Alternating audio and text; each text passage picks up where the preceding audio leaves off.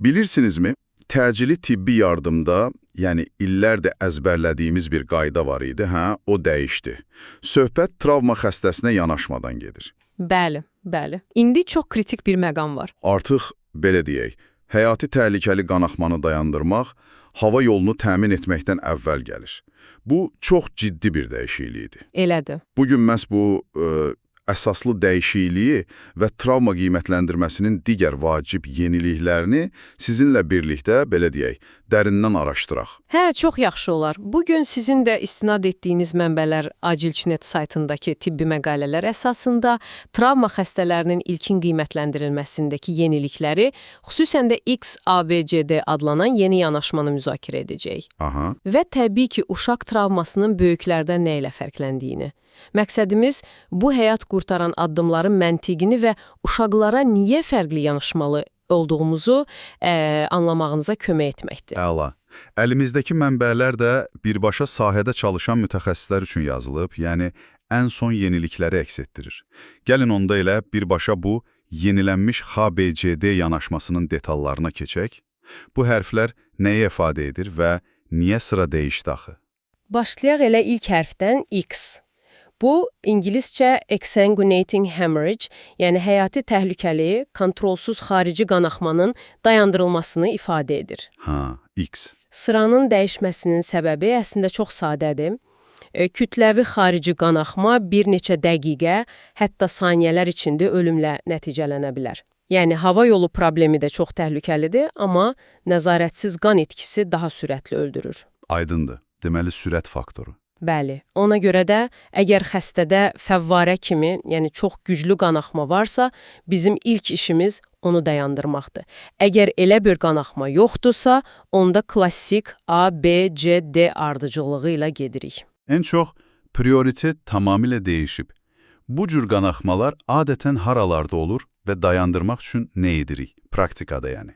Ən çox ətraflarda rast gəlinir, qol, qıç kimi. Amma mənbələr xüsusi vurğulayır ki, baş dərisindəki, yəni skalpdakı qanaxmaları da çox vaxt əhəmiyyətsiz kimi görünür. Hə, elə bilinir. Amma əslində ciddi qan itkisinə yol aça bilir. Çünki baş dərisi çox zəngin qan damarlarına malikdir, çox qanayır. Dayandırmaq üçün ilk və ən effektiv üsul qanayan yerə birbaşa güclü təzyiq göstərməkdir. Bu dərhal edilməlidir. Bəs turnika, jigut yəni, həmişə qorxulu bir vasitə kimi təqdim olunub axı. İndi daha çox tövsiyə edilir. Bəli, indi baxış dəyişib, xüsusilə ətraf qanaxmalarında həyat qurtarıcı olduğu artıq, belə deyək, sübut olunub. Amma düzgün tətbiq etmək şərtdir. Bir neçə kritik məqam var. Turnika paltarın üstündən yox, birbaşa dəriyə qoyulmalıdır. Hə, birbaşa dəriyə. Bəli. Qanaxma yerindən təxminən 5-8 sm yuxarıda, yəni proksimalda və mümkünsə tək sümük olan bölgəyə, məsələn, bud və ya bazu sümüyünü üzərinə qoymaq daha effektivdir. Niyə tək sümük? Çünki tək sümük üzərində damarları daha effektiv sıxmaq olur. Cüt sümüklü nahiyədə, məsələn, saitdə, sümüklərin arası damarların tam sıxılmasına mane ola bilər. Sıxdıqdan sonra mütləq yoxlamaq lazımdır. Qanaxma dayanmalı və turnikədən aşağıda nəbz itməlidir. Nəbz itməlidir. Bəli, effektiv sıxıldığını göstərir. Əgər qanaxma davam edirsə və ya nəbz hələ də hiss olunursa, onda ikinci bir turnikini birincinin daha yuxarısına əlavə etmək olar. Ən vacibi isə, həqiqətən çox vacibdir, tətbiq olunan vaxtı dəqiq qeyd etməkdir. Hətta turnikenin üzərinə yazmaq ən yaxşısıdır. Vaxt niyə bu qədər önəmlidir? Nə qədər qala bilər ki o? Çox önəmlidir. Araşdırmalar göstərir ki, turnike 2 saatdan az qaldıqda ciddi ağırlaşma, məsələn, ətrafın itirilməsi, yəni amputasiya riski əhəmiyyətli dərəcədə artmır. Bu çox önəmli bir bilgidir həqiqətən. Bu limiti bilmək yaxşıdır. Əlbəttə. Başqa üsullar da var. Dərin yaralarda yara doldurma, wound packing deyilən bir şey var, xüsusilə qan durdurucu, yəni hemostatik materiallarla. Sonra xüsusi cihazlar, cərrahi üsullar da var, amma ilkin yardımda, hadisə yerində və ya təcili yardımda birbaşa təzyiq və turnike əsasdır. Deməli, X bitdi, tutaq ki, qanaxma nəzarət altındadır. İndi keçirik klassik A-ya, yəni hava yoluna. Burada əsas məqsəd nədir? Burada əsas məqsəd oksigenin ağciyərlərə manəsiz sərbəst şəkildə çatmasını təmin etməkdir. Bilirsiniz, təcili yardım şəraitində hər hava yolu potensial olaraq çətin qəbul edilir. Heç vaxt asan olacağını düşünmək olmaz. Həmişə risk var. Bəli, ona görə həmişə B planı, yəni uğursuzluq planı olmalıdır. Bəzən də hava yolunu təmin etmək üçün mütləq dərhal boru, yəni intubasiya etmək lazım deyil. Sadə manevrlər, çənəni qaldırmaq, xüsusi maskalarla da vəziyyəti müvəqqəti idarə etmək mümkündür. Bəs o definitiv airway dedikləri nədir? Nə vaxt lazımdır? Qəti hava yolu odur ki, ucunda şişirilən balonu, yəni manjeti və ya kafı olan borunu nəfəs borusuna, traxeyaya, səs tellərindən aşağıya yerləşdirirsən, bu hava yolunun tam qorunduğu aspirasiya riskinin olmadığı anlamına gəlir. Aha. Bunun üçün də tez-tez sürətli ardıcıl intubasyon, yəni RSI, Rapid Sequence Intubation texnikası istifadə olunur. Amma burada çox vacib bir məqam var. RSI üçün dərman verməzdən əvvəl, xüsusilə təzyiqi aşağı olan, şokda olan xəstələrə mütləq maye köçürülməsinə başlanmalıdır. Niyə? Çünki RSI üçün istifadə olunan dərmanların çoxu təzyiqi sala bilər. Əgər xəstənin təzyiqi onsuz da aşağıdırsa, bu vəziyyəti daha da pisləşdirə bilər. Ona görə əvvəlcə maye ilə təzyiqi biraz qaldırmaq lazımdır. Aydındır. İntubasiya da çətin ola bilər yəqin ki. Bəli. Və deyirlər ki, ilk cəhd həmişə ən yaxşı cəhddir. Yəni, ilk cəhd uğurlu alımsın deyə hər şey edilməlidir. Uğursuz olarsa, təkrarlamazdan əvvəl ya texnikanı, ya da hətta edən şəxsi dəyişmək lazımdır. Bəs borunun düzgün yerdə olduğunu necə bilirik? Mədəyə getmə ehtimalı var axı. Çox vacib sualdır. Ən etibarlı üsul kapnografiya ilə nəfəs verdikdə çıxan havada karbon qazını, yəni etiyo-CO2-nu görməkdir. Ən az 7 nəfəs boyunca stabil etiyo-CO2 dalğası görmək lazımdır. Əgər şübhə varsa ki, boru mədədədir, dərhal çıxarılmalıdır. Bəzən travmanın özü də hava yolunu təhlükəyə atır. Məsələn, üz yanıqları və ya boyun travmaları olanda. Bəli, tamamilə doğru. Xüsusilə hava yolu yanıqlarında, tüstü zəhərlənmələrində sürətlə artan ödəm, yəni şişkinlik riski var. Ha, qorxuludur. Çox. Üz yanıqları, ağızda şişkinlik, səs batıqlığı, xırıltılı nəfəs alma, stridor kimi əlamətlər varsa, hava yolu tam bağlanmadan, vəziyyət pisləşmədən erkən intubasiya düşünülməlidir. Ümumiyyətlə, hava yolu tıxanıqlığı, ağır tənəffüs çatışmazlığı, huşun dərin pozulması, JKS 8 və ya aşağıdırsa, bunlar intubasiya üçün əsas göstərişlərdir. Yaxşı, hava yolu açıqdırsa, növbəti addım B. Tənəffüs, briefing.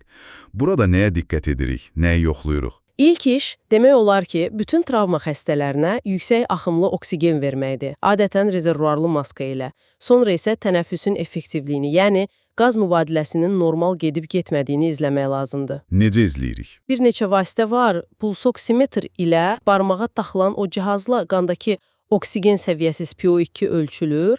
Kapnografiya isə intubasiya borusuna və ya maskaya qoşularaq çıxarılan havadakı karbon qazını ETQ2 göstərir. ETQ2 çox maraqlı bir parametrdir. Niyə? Nəyi göstərir başqa? Təkcə tənəffüsü, ventilyasiyanı yox, həm də qan dövranın, perfuziyanın vəziyyətini əks etdirir. Məsələn, qan itkisi çox olduqda, ürək yaxşı işləmədikdə, yəni kardiyak output azaldıqda ETQ2 düşə bilər. Bu, şokun çox erkən göstəricisi ola bilər, hətta təzyiq düşməmişdən əvvəl. Hə, çox informativ imiş. Deməli, ETQ2 həm tənəffüs, həm də dövran haqqında fikir verir. Amma tənəffüsü, məsələn, süni tənəffüs aparatını tənzimləmək üçün tək başına yetərli deyil, eləmi? Tamamilə doğru. Ventilator ayarlarını dəyişməzdən əvvəl ETCO2 göstəricisini mütləq arterial qan qazı, yəni AGG, ABG analizi ilə təsdiqləmək lazımdır. AGG bizə oksigenasiya PaO2, ventilyasiya PaCO2 və turşu qərəvi balansı haqqında daha dəqiq rəqəmsal məlumat verir. Aydındır. Və bir də unutmaq olmaz ki, bəzən sadə bir pnevmotoraks, yəni ağciyərin azca sönməsi olan xəstəni süni tənəffüs aparatına qoşduqda, pozitiv təzyiq verdikdə, bu təhlükəli gərginlik pnevmotoraksına çevrilə bilər. Ona görə də tənəffüs vəziyyəti daimi təkrar-təkrar qiymətləndirilməlidir. Aydın oldu. İndi isə gəldik C. Dövran, circulation, yəni qanaxma nəzarəti və şok idarəçiliyi. Şok tam olaraq nədir və niyə bu qədər təhlükəlidir? Şok, ən sadə şəkildə desək, toxumaların həyat fəaliyyəti üçün lazım olan qanı və oksigeni yetərincə ala bilməməsidir. Bu baş verəndə orqanlar zədələnir. Travmada şokun vaxtında tanınmaması və effektiv idarə edilməməsi birbaşa orqan çatışmazlığına və ölümə aparan əsas səbəblərdən biridir. Şokla mübarizədə ən vacib məqam nədir? Məsələn, çoxlu sistem köçürmək kifayətdirmi? Ən vacib məqam və burada yenə qayıdırıq o X prinsipinə, qanaxmanın mənbəyini tapıb dayandırmaqdır.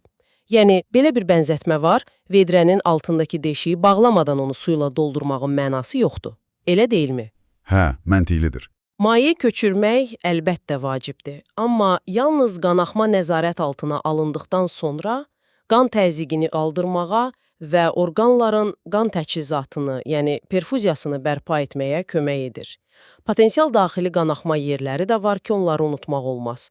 Döş qəfəsi, qarın boşluğu, çanaq sümüklərinin arxası, retroperitoneal sahə və böyük sümüklərin, məsələn, bud sümüyünün sınıqları ətrafında çox qan toplanır. Bəs şokun əlamətlərini necə tez aşkarlaya bilərik? Gözlə görünməyən daxili qanaxmanı, məsələn. Periferik nəbzlərə baxmaq lazımdır. Məsələn, biləkdəki radial nəbzə və ya ayaq üstündəki nəbzə. Zəif və ya sapvari nəbz dövran çatışmazlığının şokun erkən göstəricisidir. Həmçinin şok indeksi deyilən çox faydalı bir göstərici var. O necə hesablanır? Çox sadə. Ürək vurğularının sayını, nəbzi sistolik qan təzyiqinə bölürük. Əgər bu rəqəm 0,8-dən yüksəkdirsə, bu artıq ciddi qan itkisini, qan köçürmə ehtiyacını və yüksək riski göstərir. Birdən yuxarı olması isə daha da pis proqnoza işarədir. Asan hesablamaq olur və çox informativdir. Yaxşı, dövranı da stabilləşdirməyə çalışdıq. Növbəti hərf D, nevroloji vəziyyət, disability. Burada nəyi qiymətləndiririk? Beyin vəziyyətini. Bəli, burada məqsəd beyin və onurğa beyni funksiyalarını sürətlə yoxlamaqdır. Bunun üçün ən çox istifadə olunan vasitə Glasgow koma şkalasıdır, GKS. Huşun səviyyəsini qiymətləndirir. Göz açma, şifahi cavab, hərəkət reaksiyası. GKS-də nə vacibdir? GKS-nin xüsusilə motor cavabı, yəni xəstənin əmrlərə və ya ağrıya necə hərəkətlə cavab verməsi, proqnozla çox güclü əlaqəlidir. Həmçinin göz bəbəklərinin ölçüsünə və işığa reaksiyasına baxırıq. Simmetrikdirmi, yoxsa biri genişlənib? Bu çox vacibdir. Bir də bədənin bir tərəfində zəiflik olub-olmadığını yoxlayırıq. Lateralizasiya yoxlayırıq. Beyin zədələnməsində 2 mərhələ var. Birincili və ikincili zədə. Birincili zədə travmanın birbaşa özünün vurduğu zərərdir, yəni hüceyrələrin mexaniki zədələnməsi. Bunu təəssüf ki, geri qaytarmaq olmur. Bəs ikincili? İkincili zədə isə travmadan sonra yaranan problemlər, məsələn, qan təzyiqinin düşməsi, hipotansiyon və ya qanda oksigenin azalması, hipoksemiya səbəbindən beyinə əlavə zərər dəyməsidir. Bizim təcili yardımda əsas məqsədimiz məhz bu ikincili zədənin qarşısını almaqdır. Necə? Bunun da yolu çox sadədir. Xəstənin qan təzyiqini və oksigen səviyyəsini normal saxlamaqla, ona görə də əslində A, B və C addımları D üçün, yəni beynin qorunması üçün də həyati əhəmiyyət daşıyır. Hər şey bir-biri ilə bağlıdır. Bəs o kəllə daxili təzyiq artması, beyin yırtıqlaşması, herniyasiya kimi qorxulu anlayışlar var. Bunlar nə deməkdir qısaca? Kəllə qutusu qapalı sərt bir qutudur. İçində beyin, qan və beyin onurğa beyni mayesi likvor var. Əgər bunlardan birinin həcmi artırsa, məsələn, qanaxma və ya beyin ödemi, şişkinlik səbəbindən qutu içində təzyiq artır. Bu kəllə daxili təzyiqin artmasıdır. Sonra nə olur? Təzyiq çox yüksəldikdə kompensasiya mexanizmləri tükənir və beyin toxuması sıxılaraq kəllə içindəki boşluqlara doğru yerini dəyişir, sıxışır. Buna herniyasiya, yəni yırtıqlaşma deyirik. Bu, beyin funksiyalarını kəskin pozan, çox vaxt ölümcül bir vəziyyətdir. Məsələn, bir göz bəbəyinin qəfil genişlənməsi buna işarə edə bilər. Anladım. Beynin qibalanması üçün də təzyiq önəmlidir yəqin. Bəli, serebral perfuziya təzyiqi SPT deyilən bir göstərici var.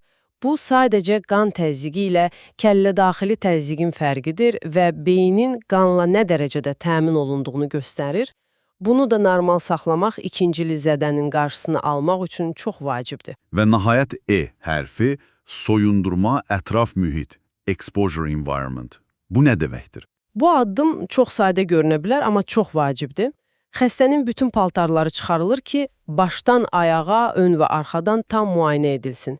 Çünki paltarların altında çox ciddi, həyati təhlükəli yaralar gizlənə bilər. Amma soyunduranda xəstə üşüyə bilər axı. Tamamilə doğru. Ona görə də E hərfinin ikinci hissəsi ətraf mühitdir.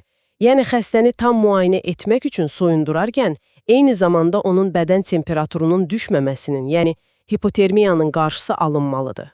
Travma xəstələri çox asanlıqla soyuqluyur. Hipotermiya niyə pisdir? Çünki hipotermiya qanın laxtalanma sistemini pozur, qanaxmanı artırır, şoku dərinləşdirir və nəticədə ölüm riskini artırır. Buna görə xəstənin üstünü dərhal isti adyallarla örtmək, otağın temperaturunu artırmaq, hətta lazım gələrsə isidilmiş mayələr vermək lazımdır. Bütün bu addımlar zamanı, yəni ABCDE boyunca xəstənin vəziyyətini izləmək üçün hansı monitorinq vasitələrindən istifadə olunur? Standart nələrdir? Standart olaraq davamlı şəkildə həyati göstəricilər izlənilir. Nəbz, qan təzyiqi, tənəffüs sayı, qanda oksigen saturasiyası SpO2, çıxarılan havadakı karbon qazı EtCO2, bədən temperaturu. EKQ monitorinqi mütləqdir bütün travma xəstələrində. EKG niyə vacibdir? Ürək zədələnməsi olmasa belə. Bəli, çünki travma, şok, hipoksiya ürək ritminə təsir edə bilər. Müxtəlif aritmiyalar yarana bilər. Xüsusilə nəbzsiz elektrik aktivliyi, PA deyilən bir vəziyyət var. Bu zaman EKG-də ritm görünür, amma nəbz yoxdur. Bu çox təhlükəli vəziyyətdir və çox vaxt arxasında gərginlik pnevmotoraksı, ürək tamponadası və ya çox dərin hipovolemik şok kimi səbəblər durur. Başqa nə izlənilir? Sidik çıxışı çox vacibdir. Orqanların qanla təchizatının, yəni perfuziyasının çox həssas göstəricisidir. Buna görə adətən sidik kateteri qoyulur və saatlıq sidik miqdarı izlənilir. Amma bir istisna var. Əgər sidik kanalında uretrada zədə şübhəsi varsa, məsələn, uretranın xarici dəliyindən qan gəlirsə və ya aralıq nahiyəsində göyərmə varsa, kateter qoymaq olmaz. Əvvəlcə başqa müayinə lazımdır. Aydındır. Bəs görüntüləmə, rentgen, ultrasəs, kompüter tomoqrafiyası KT nə vaxt lazımdır ilkin mərhələdə? İlkin qiymətləndirmə zamanı yataq başında çəkilən bəzi görüntüləmələr çox faydalıdır.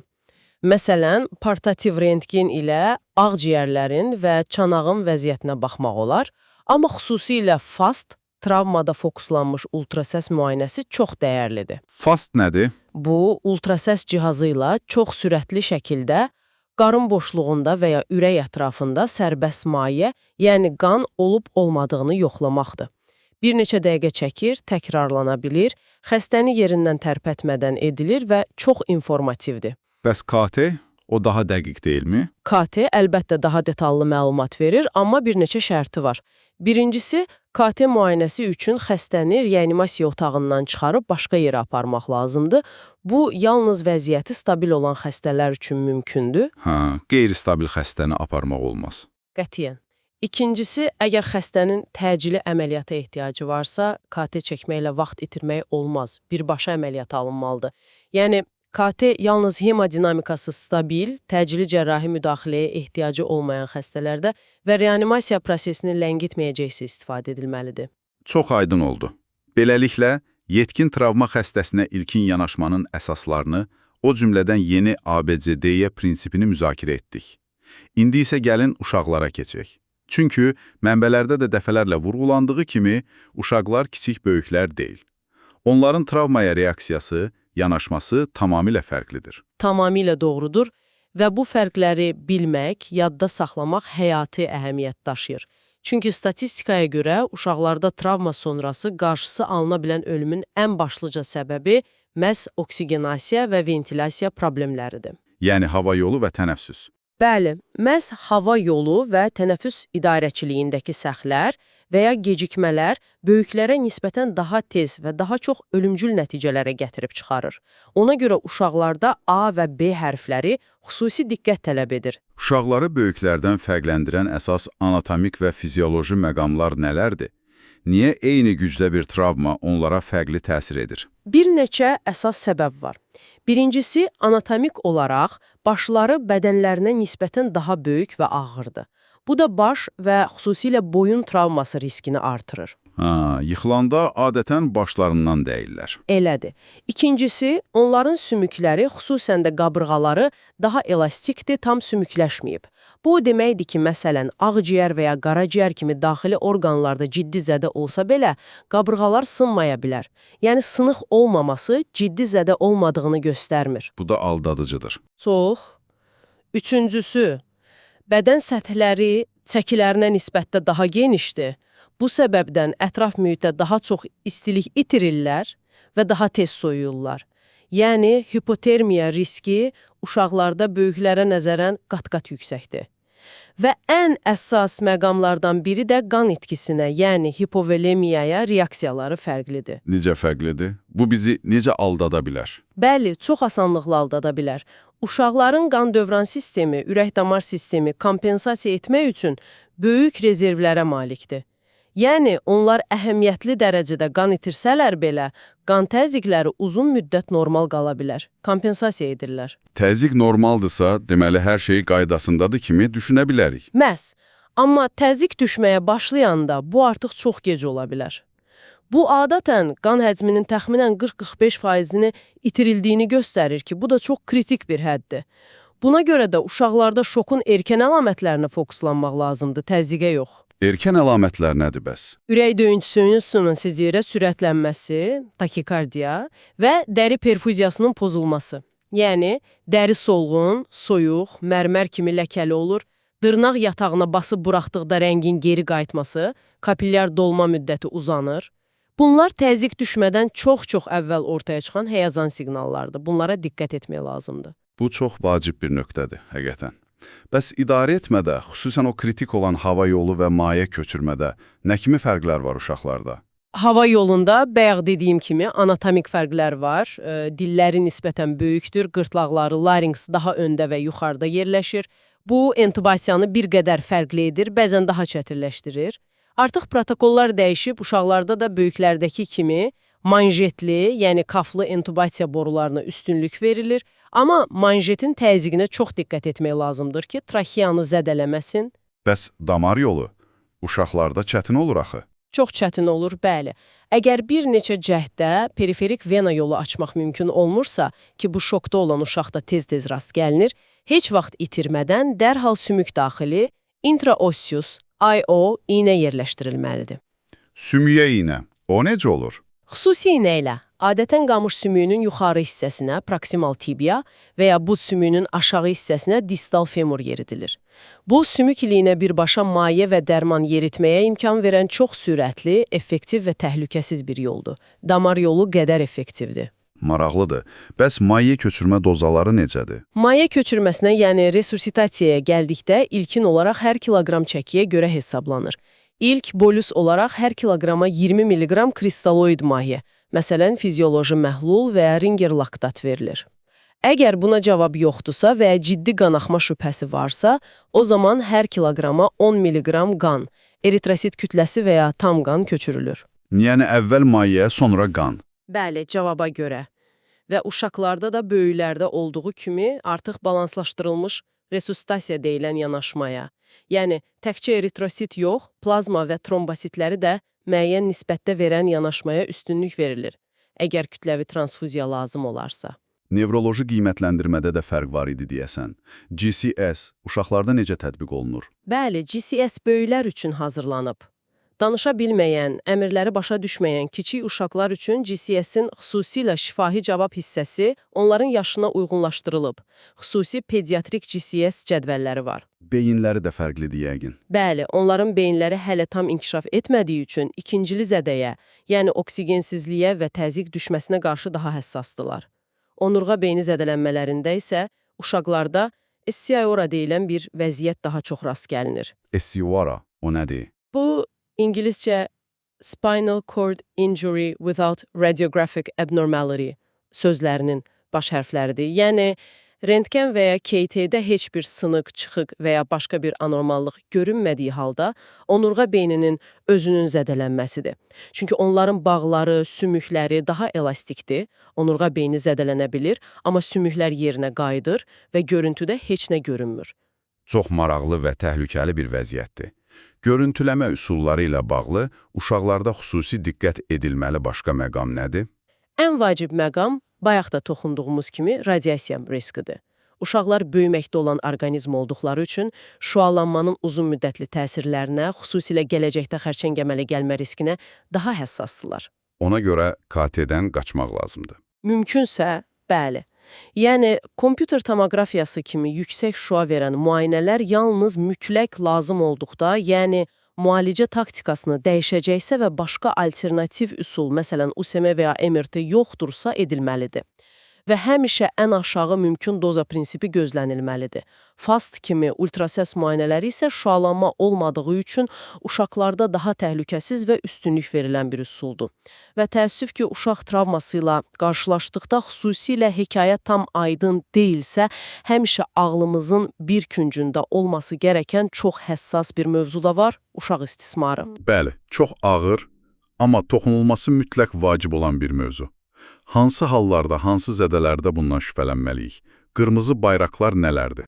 Ümumiyyətlə, tibb işçilərinin şübhə indeksi yüksək olmalıdır, xüsusilə 2 yaşdan kiçik uşaqlarda. Əsas qırmızı bayraqlar bunlardır.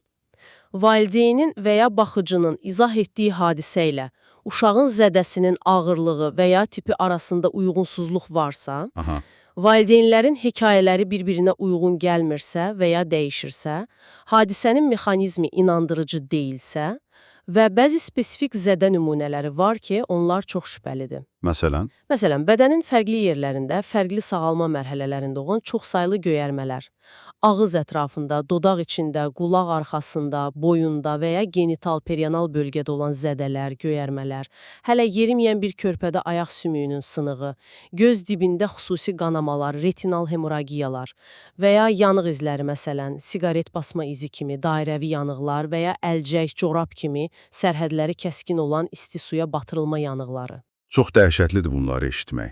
Belə bir şübhə yaranarsa, həkimin tibb işçisinin öhdəliyi nədir? Qanunverilik çox aydındır. Belə hallarda tibb işçilərindən şübhəni dərhal müvafiq dövlət orqanlarına, adətən sosial xidmət qurumlarına və ya polisə bildirmək tələb olunur. Bu, uşağın təhlükəsizliyini təmin etmək üçün çox vacib bir addımdır və bu, bizim peşəkar və qanuni borcumuzdur. Bu, məcburidir. Aydındır. Çox əhatəli və həqiqətən vacib məlumatlar oldu. Beləliklə, xülasə etsək, deyə bilərik ki, travma idarəçiliyində artıq yeni bir dövr başlayıb, T, yəni həyati təhlükəli qanaxma nəzarəti ilk sırada gəlir, TABCDE ardıcıllığı həyat qurtarır. Bəli. Uşaqlara gəldikdə isə onların kiçik böyüklər olmadıqlarını, anatomik və fizioloji fərqlərini, xüsusilə şoka gec və fərqli cavab verdiklərini, hipotermiyaya çox meyilli olduqlarını heç vaxt unutmamalıyıq. Tamamilə doğrudur. Bu prinsipləri bilmək, bu fərqləri anlamaq, kritik vəziyyətlərdə doğru qərarlar verməyə və nəticələrə birbaşa müsbət təsir etməyə kömək edə bilər. Bu, dinləyicilərimiz üçün də istər potensial bir hadisəyə hazır olmaq baxımından, istərsə də sadəcə ümumi məlumatlılıq baxımından əhəmiyyətlidir. Və yekun olaraq sizi, əziz dinləyicilər, düşünməyə vadar edəcək bir sual ortaya atmaq istərdim. Təcili yardımın o gərgin, xaotik mühitində, xüsusilə çoxsaylı və ağır zədələri olan bir xəstə ilə qarşılaşdıqda, sürətli olmaqla hərtərəfli olmaq arasındakı o incə tarazlığı necə tapmaq olar? Həyati təhlükə yaradan əsas problemi, o öldürən zədəni qaçınmamaq üçün nəyə fokuslanmalıyıq? Bu, bəlkə də təzyiq altında zamanla yarışaraq işləməyin ən çətin, amma ən vacib tərəfidir.